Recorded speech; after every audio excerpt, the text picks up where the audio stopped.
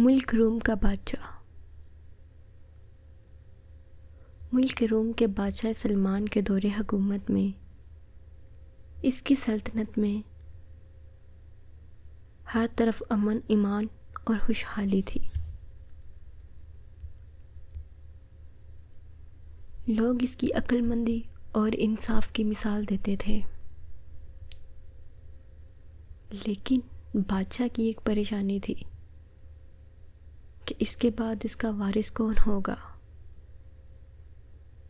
بادشاہ کی کوئی اولاد نہیں تھی اور اسے یہ فکر ستاتی تھی کہ اس کی موت کے بعد اس کی سلطنت کا کیا ہوگا۔ ایک رات بادشاہ نے خواب میں ایک بزرگ کو دیکھا۔ بزرگ نے کہا، سلمان، تمہیں اپنے سلطنت کے وارث کو ڈھونڈنے کے لیے ایک آزمائش کرنی ہوگی۔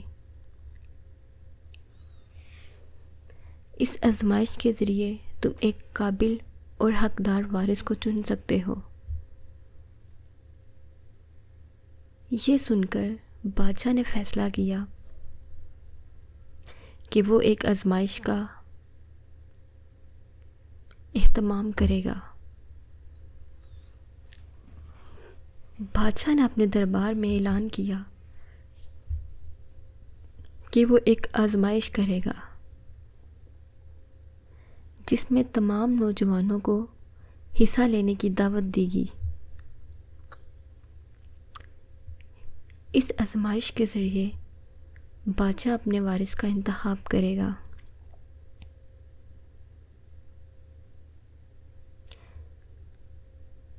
اعلان سن کر سلطنت کے کونے کونے سے نوجوان دربار میں جمع ہونے لگے۔ پہلی آزمائش میں بادشاہ نے نوجوانوں کو ایک باغ میں بھیجا جہاں ہر قسم کے پھل اور پھول تھے۔ انہیں ایک ہفتے کے لیے وہاں رہنے کا حکم دیا گیا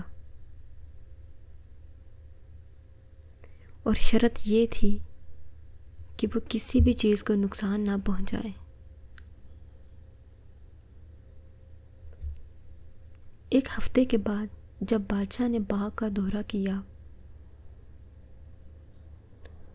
تو اسے معلوم ہوا کہ اکثر نوجوانوں نے پھل اور پھول توڑ لیے تھے، مگر ایک نوجوان جس کا نام اسماعیل تھا، اس نے باغ کو بالکل نقصان نہیں پہنچایا۔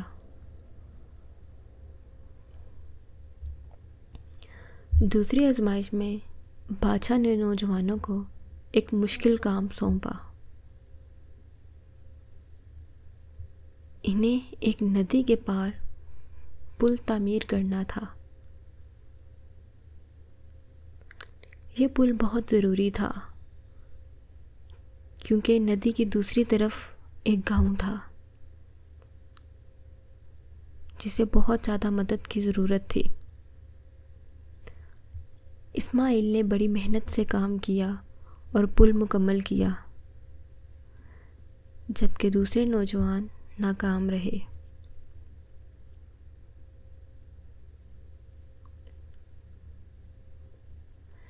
تیسری آزمائش میں بادشاہ نے نوجوانوں کو کہا کہ وہ ایک ہفتے کے اندر اندر ایک ایسا خزانہ تلاش کرے جو زمین کے نیچے چھپا ہوا ہے۔ سب نوجوانوں نے تلاش شروع کی مگر کوئی کامیاب نہ ہوا۔ اسماعیل نے بھی کوشش کی مگر وہ خزانہ نہیں ملا، لیکن اس نے ہمت نہیں ہاری اور اپنی جستجو جاری رکھی۔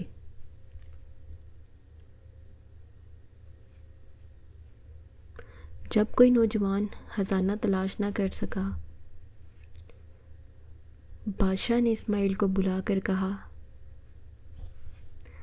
تم نے سب سے زیادہ محنت کی اور کبھی ہمت نہیں ہاری۔ یہ تمہارے عزم اور ہمت کی علامت ہے۔ بادشاہ نے اعلان کیا کہ اسماعیل ہی اس کا وارث ہوگا۔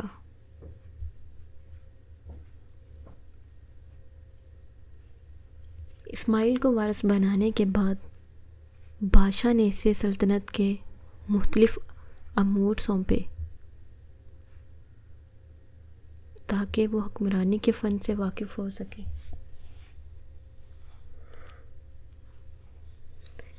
اسماعیل نے نہایت خوش اسلوبی سے اپنی ذمہ داریاں نبھائیں اور بادشاہ کی نظروں میں اس کی قدر و منزلت بڑھنے لگی۔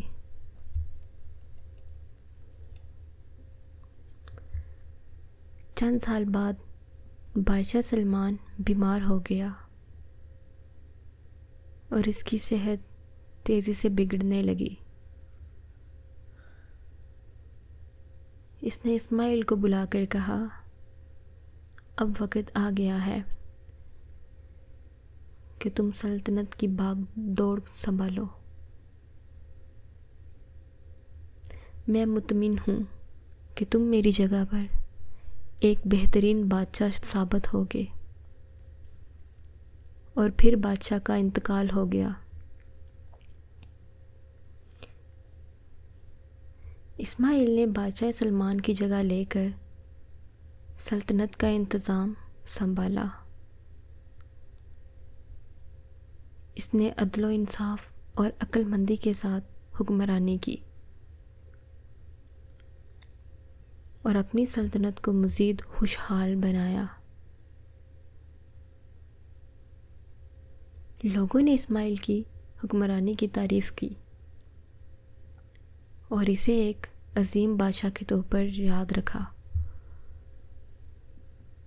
اس کہانی سے یہ سبق ملتا ہے، عزم، محنت اور مستقل مزاجی سے کسی بھی آزمائش میں کامیابی حاصل کی جا سکتی ہے، اگر نیک نیتی اور ثابت قدمی کے ساتھ کوشش کی جائے تو مشکل ترین حالات میں بھی کامیابی ملتی ہے۔